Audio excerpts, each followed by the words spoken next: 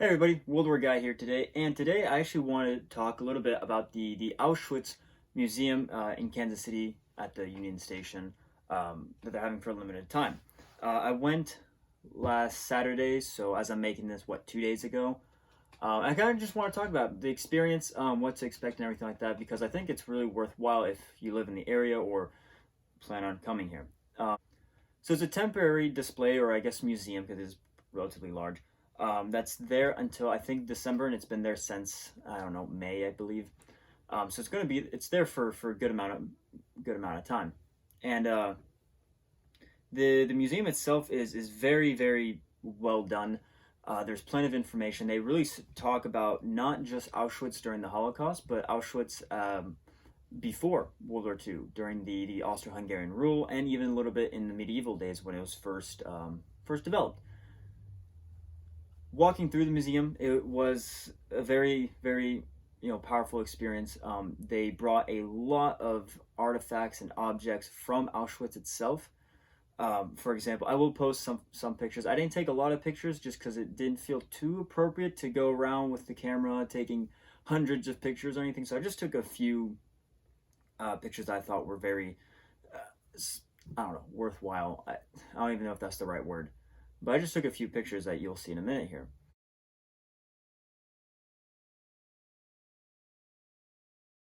But they had a lot of original items. They had original the concrete beams that would hold the electrical wire that the prisoners would walk through.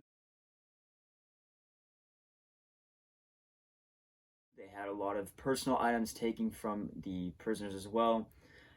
They had clothing worn by the prisoners. They had even barracks, as you can see in one of the pictures, even actual barracks from Auschwitz.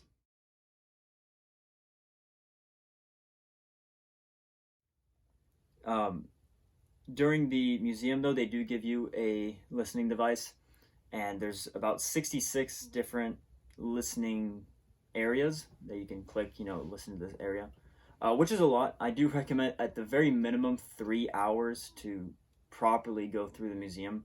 I went there at 3 o'clock and they closed at 6, and I still didn't have enough time. They gave us an extra 15 minutes, and it still wasn't enough for us to properly see the rest of the museum. So definitely take at least 3 hours. Um, but the museum was very well done. They talked a lot about Hitler's rise to power, kind of Germany beforehand, how they explained how Germany was able to basically go through with this plan, how they were able to brainwash the German people into thinking that the Jewish population were bad for society. So it talks about the development, then it talks about the camp itself. It talks about the processing when prisoners arrived at the camp. It talked about, for example, the clothes, the different symbols they'd have to wear, whether they're political prisoners, Jewish prisoners, gay prisoners, etc. Of course, they talked also about inside the camp, the different things that were done. So, for example, the I forgot the name of them, but it was the prisoners who took care of the dead bodies after the gas chambers. Talked about them. They had multiple videos with different interviews from the Holocaust survivors at Auschwitz, more specifically, and they talked about different experiences, whatever the subject they talked about is.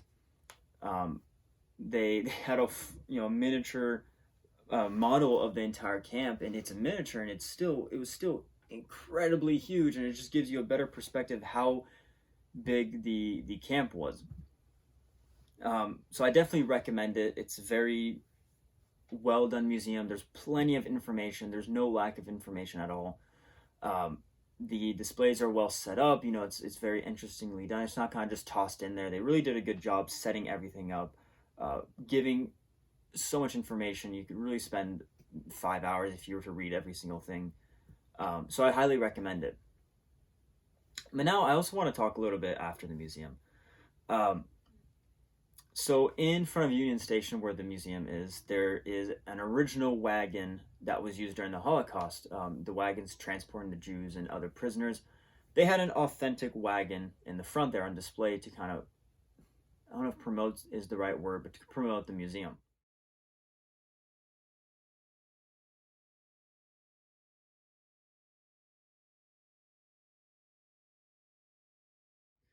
And I wanted to go there after the museum to just look at it because I experienced the museum. Now I wanted to go at the wagon, kind of get, to continue it. Anyways, when I was walking up there, I noticed there's two women, two girls, whatever, basically taking pictures with the wagon. Not taking pictures of the wagon, but they would take turns. One would take a picture, and the other one would go pose for it. And I mean pose, not just stand there still, but do a little twist kind of thing. And they took turns doing that, and it might just be me. You guys can let me know in the comments if you guys feel the same way, but that just felt incredibly disrespectful and incredibly inappropriate.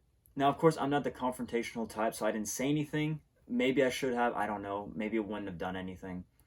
But it just doesn't seem right. You can take a picture with a tank, with a truck, with guns, with helmets, whatever.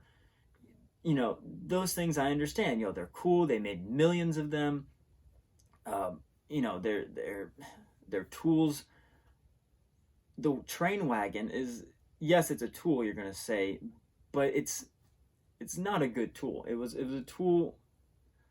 I don't know how to describe it. So you just know that, especially that one that was actually used. That hundreds of people were crammed into these wagons, and they were transported basically to certain death. While a tank, you can say, well, that tank was used just for patrol or something like that. You can kind of get away with it.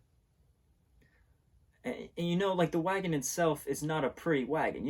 It's old. It's made of wood, brown wood. It's not a beautiful piece of machinery like, I don't know, like a Tiger tank or something. It just doesn't. I don't understand. I found it very disrespectful to take a picture of you, trying to look good in that. It's like going to Auschwitz itself and you're taking selfies next to the barracks or the destroyed gas chambers. It's inappropriate. I just wanted to put that out there because I just think it's ridiculous, and I thought I'd share with you guys. But besides that, I really do recommend the museum. If you guys have seen it, let me know what you guys thought of it. If you guys haven't seen it but you're going to, I recommend it. You guys are really gonna.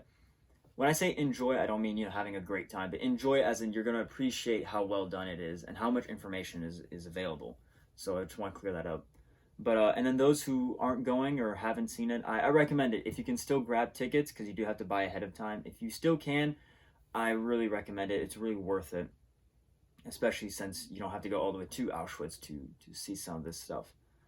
So that's the video. A little bit different than what I used to do, but I just thought I'd share the experience with you guys.